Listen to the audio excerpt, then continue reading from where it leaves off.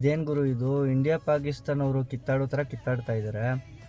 ಎಲ್ಲ ನಮ್ಮ ಇಂಡಿಯನ್ಸೇ ತಾನೇ ಅವರು ಸ್ಟೂಡೆಂಟ್ಸ್ ಎಲ್ಲ. ಇದು ಯಾಕೆ ಗೌರ್ಮೆಂಟ್ ಅವರು ಈ ಥರ ಮಾಡ್ತಾ ಇದ್ದಾರೆ? ಹಾಂ, ನಾವೇನು ಇದೆಲ್ಲ ನೋಡ್ತಾ ಇದ್ರೆ ನಾವೇನು ಇಂಡಿಯಾದಲ್ಲೇ ಇದ್ದೀವ ಇಲ್ಲ ಬೇರೆ ಎಲ್ಲಾದ್ರೂ ಹೋಗಿ ಸೆಟ್ಲ್ ಆಗಿಬಿಟ್ಟಿದ್ದೀವ ಅನಿಸ್ತಾ ಇದೆ ಬ್ರೋ. ಒಂದೆರಡು ಮೂರು ಕ್ಲಿಪ್ ಹಾಕ್ತೀನಿ, ಅದು ನೋಡ್ಕೊಂಬನ್ನಿ.